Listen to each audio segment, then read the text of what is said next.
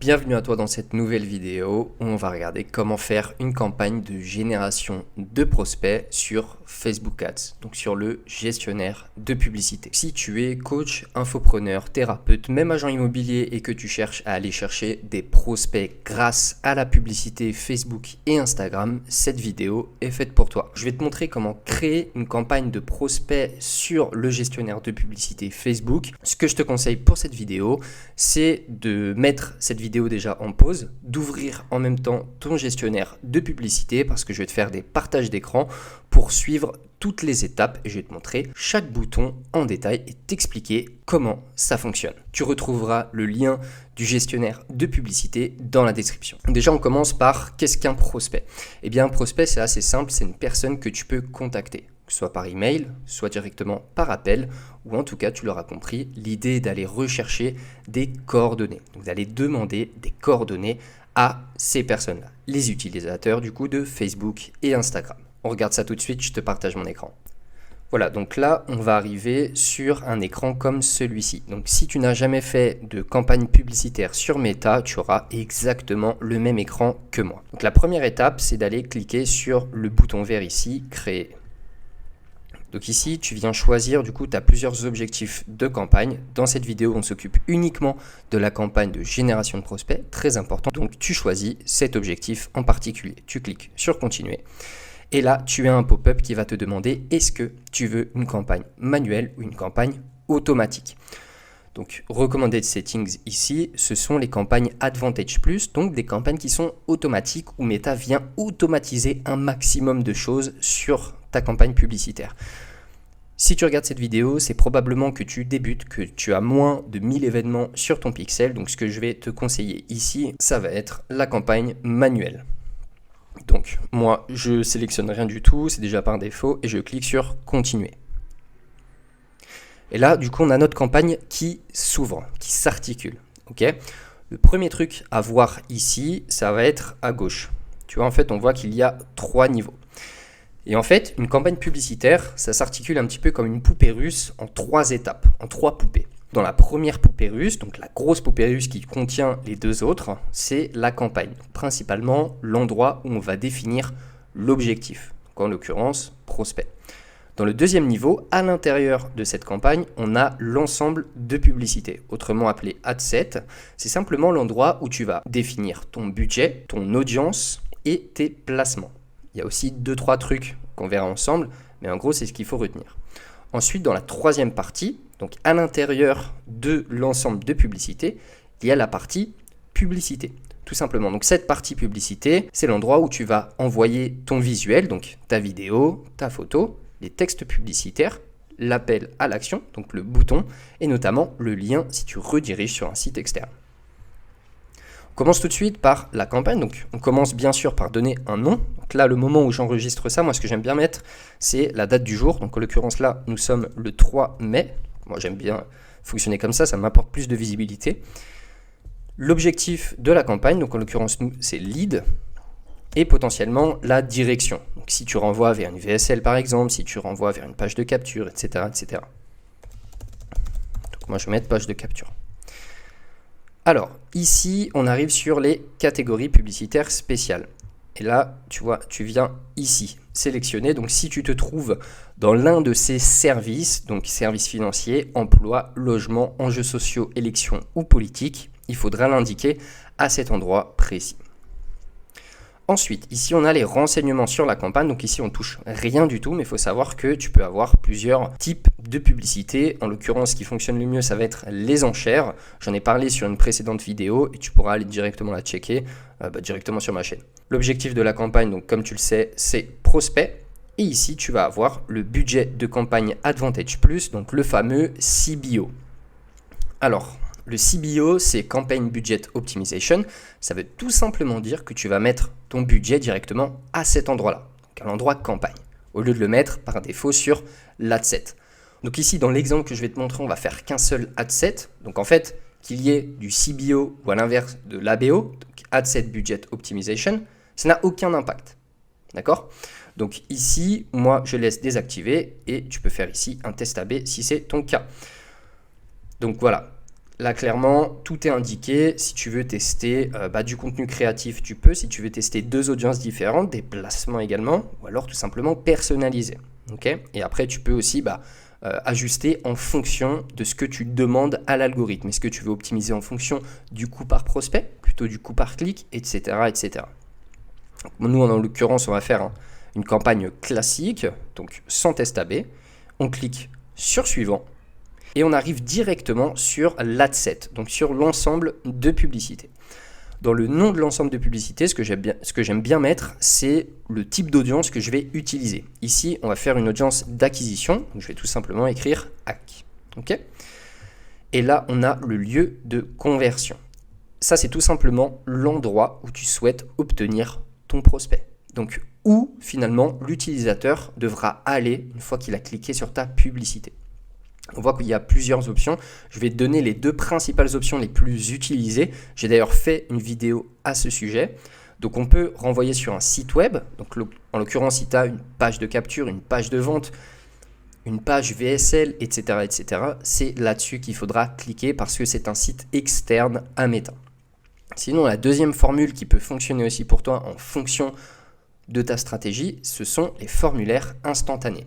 Donc là, il va falloir créer directement un formulaire sur Facebook que ton utilisateur devra remplir sans sortir de la plateforme.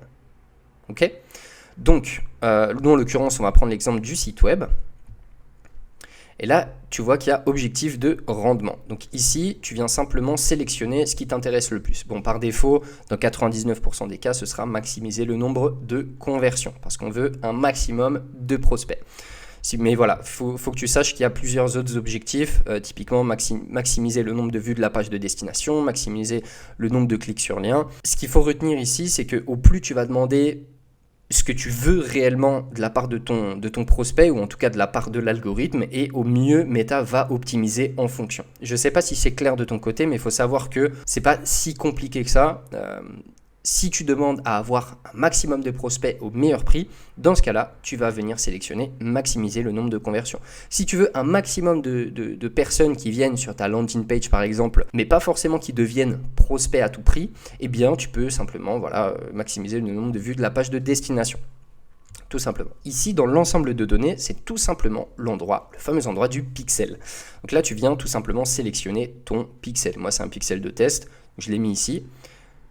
Et normalement, s'il est bien activé, tu auras quelque chose comme API de conversion juste ici. En tout cas, fais attention à bien sélectionner le bon pixel. Tu peux t'aider ici du numéro de ton identifiant pixel pour l'implémenter, mais c'est super important que si tu renvoies sur un site web, ton pixel soit bien implémenté. D'ailleurs, je me permets de t'interrompre dans cette vidéo parce que si tu ne me connais pas encore, moi c'est Stélio, j'ai été salarié du groupe Meta pendant plusieurs années, j'ai accompagné des centaines d'entreprises à performer sur la publicité Meta et aujourd'hui, j'accompagne principalement les coachs, les infopreneurs, les thérapeutes à travers la publicité Meta pour aller chercher de plus gros résultats. Donc si ça t'intéresse, si tu veux passer au niveau supérieur, n'hésite surtout pas à prendre un rendez-vous avec moi.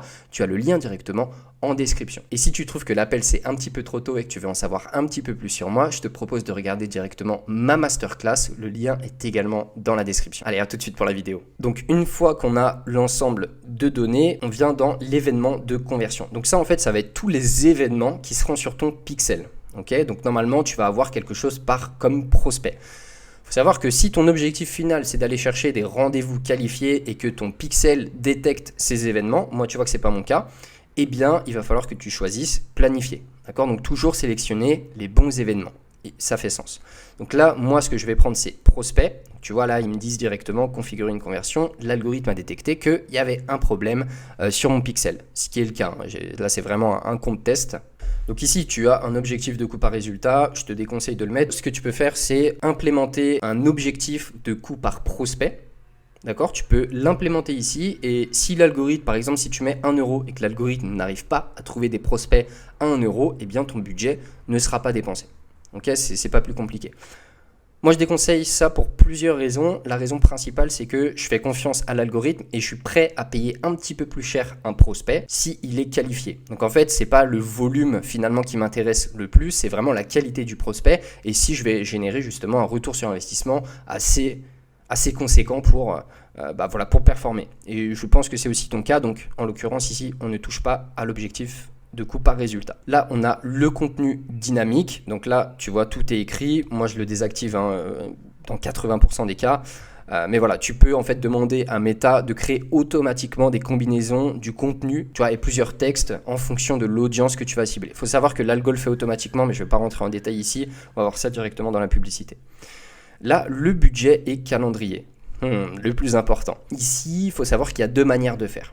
Soit tu mets un budget quotidien, soit un budget global. Je fonctionne souvent par budget quotidien, mais si, par exemple, tu as une date limite, imaginons, je sais pas, là, on va mettre le 23, et que tu mets 350 €, eh bien, jusqu'au 23, l'algorithme aura uniquement 350 € à dépenser jusqu'au 23. Donc il peut le dépenser avant, enfin voilà, tu donnes un petit peu les clés à Meta de dépenser un petit peu comme il veut. Moi ce que j'aime bien, c'est sans date de fin, donc avec le budget quotidien.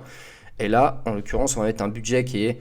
donc, pareil, au niveau du budget, ça, il va falloir adapter à ta cible, à ta niche, si tu as beaucoup de concurrents ou pas, en fonction des enchères.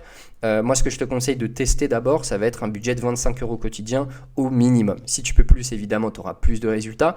Maintenant, si tu es limité, en dessous de 25 €, ça semble très compliqué, à part pour des verticales extrêmement peu concurrentielles. Mais là, on va partir sur un budget de 25 € quotidien. Je décoche toujours la date de fin. Tu peux aussi programmer.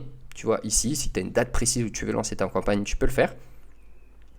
Tu peux aussi donc planifier des augmentations budgétaires. Donc là, on ne va pas rentrer en détail, mais il faut savoir que tu peux demander à l'algorithme de dépenser plus sur une période donnée. Donc que ce soit un jour, une heure précise, etc., etc. Tu peux le faire aussi via les règles, mais tu peux le faire via l'adset aussi directement.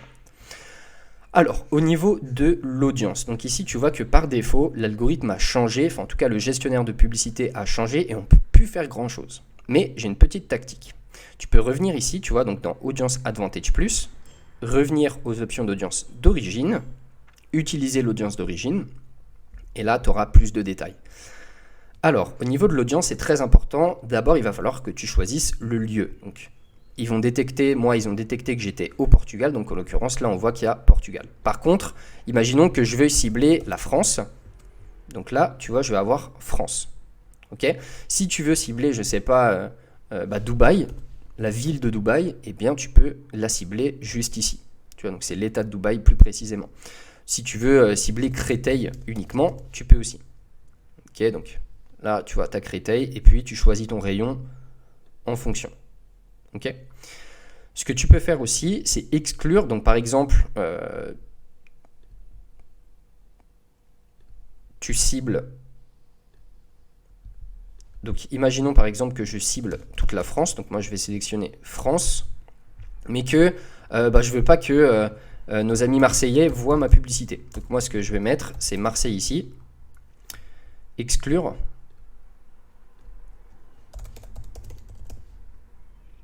Donc là, voilà, ville. Et là, en fait, ce qui va se passer, c'est que ma publicité va être diffusée sur toute la France, sauf dans la région de Marseille. Donc, en l'occurrence, ici, à plus de 40 km. Tu peux aussi ajuster.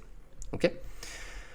Ensuite, ce que tu peux faire ici, c'est modifier au niveau de l'âge. Donc là, essaye d'être précis. Ça j'ai changé d'avis du coup. En fait, je ne sais pas si tu as, par exemple, tu vends un produit d'assurance pour les cadres. Tu sais qu'il y a très peu de personnes de 18 ans, voire personne de 18 ans qui va convertir. Donc là, direct, tu peux aller guider l'algorithme, surtout si c'est ta première campagne, de lui dire, voilà, je vends des contrats d'assurance, donc ce sera entre les, on va dire, les 35 et 59 ans. D'accord ? En tout cas, tu peux, voilà, en fonction de ta niche, en fonction de ce que tu proposes, n'hésite pas à restreindre un petit peu l'âge ici. Au niveau du genre, tu peux décider de cibler uniquement les hommes, uniquement les femmes. Ok ? Et ensuite, on a les ciblages avancés Advantage Plus. Donc là, c'est tout simplement des centres d'intérêt, des données démographiques. En fait, ce que va faire Meta, c'est d'analyser un petit peu tous les comportements des utilisateurs en fonction de ce qu'ils like, de ce qu'ils partagent, de qui ils follow, etc., etc. Donc en fait, grâce à ça, Meta a une base de données qui est assez précise de chaque centre d'intérêt de chaque personne. Donc, imaginons que je sois un coach sportif. Okay ? Donc, si je suis un coach sportif, en l'occurrence, moi, je vais peut-être aller cibler des personnes qui s'intéressent au fitness. Okay ? Donc là, si tu mets fitness, tu vas avoir plusieurs choses. Tu as Zumba Fitness par exemple. Donc là, fais attention parce que on ne va pas prendre ça parce que, regarde, juste ici, tu vois que c'est employeur. Et si tu es coach fitness et que tu ne t'adresses pas à des gens qui travaillent déjà dans la Zumba Fitness, ça ne fait pas sens. Okay, si tu vises des particuliers. Par contre, si tu vises des gens qui sont en l'occurrence employés par Zumba Fitness, eh bien, tu peux aller détecter ça. Enfin, tu peux l'implémenter ici. Donc là, tu vois que tu as principalement des employeurs. Donc voilà, très important, juste ici, là, tu as la source, en fait, le type de comportement que c'est. Donc là, tu as école, employeur, intérêt, fitness girls, okay, bodybuilding et fitness. Donc tu peux, par exemple, prendre ça. Tu as exercice physique. Et en fait, là, tu vois qu'à partir du moment où tu mets un centre d'intérêt, tu as plein de suggestions de centres d'intérêt qui s'y rapprochent. Donc ça, c'est super intéressant. Si tu n'as pas d'inspiration, tu peux aller piocher ici. Tu vois, CrossFit, musculation, remise en forme, etc., etc. Et tu vois que là, tout là, ce sont des intérêts. Okay, tout ça. Donc voilà, tu choisis tes centres d'intérêt. Si je dois te donner une recommandation, n'essaye pas d'en avoir plus de 7. Okay, c'est très bien. N'essaye pas de surcibler parce que l'algorithme, encore une fois, est assez intelligent. Donc n'hésite pas à lui donner de l'espace pour aller travailler correctement. Ensuite, tu peux sélectionner les langues. Donc ça, c'est principalement intéressant si tu vas cibler des marchés comme la Suisse, où il y a plusieurs langues qui sont effectives. Donc si tu diffuses une publicité en français en Suisse, eh bien, ça se peut qu'il y ait des Suisses qui parlent l'allemand qui voient ta publicité. Et du coup, tu dépenses du budget pour aller cibler ces personnes-là. Donc en l'occurrence, tu vas pouvoir sélectionner uniquement le français. Okay, France, français, etc. Pareil, si tu as un business d'expatriation, j'ai un client qui est dans cette verticale, eh bien, tu peux aller cibler par exemple Dubaï, Bali, Thaïlande, Mexique, mais ne pas diffuser à des locaux et uniquement à des gens qui parlent le français. Et là, ça fait sens. D'ailleurs, c'est un petit banger. Donc, tu peux faire ça. Tu peux aller cibler Dubaï, peu importe les pays que tu cibles, et derrière, mettre de la friction en mettant uniquement les personnes qui parlent français. Ça va t'éviter en fait de dépenser du budget sur des personnes qui ne parlent pas le français. En général, l'algorithme le détecte, mais ça t'évite de mettre du budget dans du testing inutile. Là, on arrive dans la partie bénéficiaire et payeur. Donc là, voilà, je ne vais pas m'étaler sur le sujet, mais si tu fais de la publicité pour toi-même, tu mets ton nom. Si c'est la publicité pour ton entreprise, tu mets le nom de ton entreprise, etc., etc. Ça, je me suis pas attardé dessus, j'y fais pas trop gaffe, très honnêtement. Ça, c'est les résultats quotidiens estimés en fonction, en fait, des résultats de tes... c'est même pas vraiment de tes concurrents parce qu'à ce stade-là, tu vois, Meta sait rien de moi et de mon business parce que c'est un nouveau compte, comme je te l'ai dit. Mais en moyenne, il a estimé que je vais atteindre à peu près entre 3600 et 10 000 personnes et que je vais avoir entre 4 et 18 conversions. Okay, mais ça, faut vraiment pas s'en fier. En fait, il n'y a pas une fois où je me suis fié à ça et ça a fonctionné. Tu vois. Donc en fait, les résultats sont toujours différents. Forcément, c'est propre à chacun, propre à chaque business, propre aux créatives, etc. etc. Donc voilà, fais pas gaffe à ça. Ensuite, là, on a les placements. Donc par défaut, moi, j'aime bien laisser comme ça, donc les placements Advantage+. C'est-à-dire que je vais laisser Meta diffuser soit sur Instagram, soit sur Facebook, en story, en fil, etc. etc. Je laisse Meta gérer. Mais par contre, ce que tu peux faire, c'est restreindre. Okay, donc là, au lieu d'avoir les placements Advantage+, tu fais les placements manuels. Et ici, tu vois que tu vas pouvoir désélectionner des plateformes. Donc réseau d'audience, ça c'est Audience Network, c'est des jeux mobiles, tu vois, vraiment des applications tierces qui appartiennent pas forcément à Meta, mais qui sont partenaires et sur laquelle Meta s'autorise à faire de la publicité. Si ça t'intéresse pas, tu décoches. Ok. Si Messenger non plus, ça t'intéresse pas, tu décoches. Et pareil, tu vois que ici, si on par exemple, imaginons que tu veux diffuser uniquement sur Instagram. Tu sélectionnes dans ce cas-là uniquement Instagram, mais tu peux aussi décider d'être diffusé uniquement en story. Dans ce cas-là, tu décoches tout, sauf la partie ici, story Instagram. Ok? Donc tu viens ici pour décocher, bam bam, voilà. Ok? Donc tu peux le faire. C'est pas ce que je préconise, mais si encore une fois ça se prête à ton entreprise, eh bien fais-le. Ok, donc là on est là-dessus, donc ça fais pas gaffe, à chaque fois tu vas avoir des petites erreurs et tout, il y avait une petite erreur là tout à l'heure, fais pas gaffe en fait, à partir du moment où tu n'as pas rempli toutes les cases, tu auras toujours des erreurs, il suffit juste de lire et de suivre ce que Meta te dit. Donc ensuite pour passer à la partie publicité, on vient de voir la campagne, l'ensemble de publicité, donc l'adset, là on passe au troisième niveau, la publicité. Donc tu cliques sur suivant, tu donnes un nom à ta publicité. Imaginons que je mette une vidéo, donc tu peux mettre vidéo 1. Et là, donc tu sélectionnes bien la bonne page Facebook, le bon compte Instagram. Tu vérifies bien ici. Tu peux ajouter une marque si tu as envie. Donc là, en fait, tu as plusieurs options dans configuration de la publicité. Soit tu utilises une publication existante, soit tu crées directement une publicité. Alors ici, moi je vais prendre créer une publicité, téléversion manuelle ou publicité de catalogue Advantage Plus. Étant donné que si tu regardes cette vidéo, tu es coach, infopreneur, thérapeute, le catalogue, ça va jamais t'intéresser. Par contre, l'importation manuelle, ça c'est intéressant. On va voir comment le faire. Au niveau du format, tu as, bon, pareil pour la collection, tu vas jamais l'utiliser, donc image vidéo unique ou alors carrousel. Ok, pas besoin que je m'explique, tu sais ce que c'est un carrousel, tu sais ce que c'est une image, tu sais ce que c'est une vidéo, tu sélectionnes ici. En l'occurrence, moi, je suis parti sur le délire vidéo. Donc là, ici, publicité de plusieurs annonceurs. Ça, en gros, c'est autorisé Meta. Par exemple, tu vas avoir, je dis n'importe quoi, une marque comme Nike qui va poser sa publicité en fil. Et des fois, je ne sais pas si tu as vu, mais sur Facebook, il va y avoir des petites marques en fait, qui vont s'ajouter en dessous. Tu vois, qui n'appartiennent pas à Nike. Et en fait, ça, en cochant ça, tu autorises ça. Moi, j'aime bien l'autoriser. Si ça fonctionne mieux et que Meta fait des tests dessus et qu'ils se rend compte que ça fonctionne bien, bon bah voilà, je m'en fous d'apparaître à côté de Nike ou à côté de lui ou peu importe. Donc moi, je laisse par défaut. Ici, tu mets l'URL du site web. Fais très attention. Là, c'est l'URL de ta destination. Où tu veux que tes prospects aillent. Ok ? Pour s'inscrire et pour devenir justement des prospects. Voilà, tu peux ajouter un lien d'affichage. Et tu peux en fait ajouter en plus du call to action, donc toutes ces choses-là. Okay, donc démarrer un message sur Messenger, demander d'appeler, un DM sur Insta, WhatsApp, formulaire instantané en plus du formulaire site web. Bon, moi je fais rien de tout ça en général. Tu peux l'ajouter, hein. Encore une fois, ça dépend de toi. Mais voilà, tu peux ajouter ça, tu peux aussi faire un événement Facebook, etc. etc. Moi je suis parti du principe qu'on n'a rien de tout ça, donc je ne vais pas le faire. Tu descends et ici tu viens en fait importer ton visuel, publicité image ou publicité vidéo. Si tu pars sur une vidéo, tu viens ici, donc ça tu zappes, tu viens sélectionner ta vidéo, je dis n'importe quoi, je vais prendre ça, hop là, là pareil pour les textes pour l'instant on s'en occupe pas, et les améliorations, donc ça c'est de l'IA en fait de Meta qui vient, tu vas optimiser, rajouter des sons, rajouter de la 3D, etc. en fonction, tu vois, de si ça performe ou pas. Bon. Traduction du texte, non, ça je veux pas, donc terminé. Et là, donc ça va traiter, ça va prendre un petit peu de temps.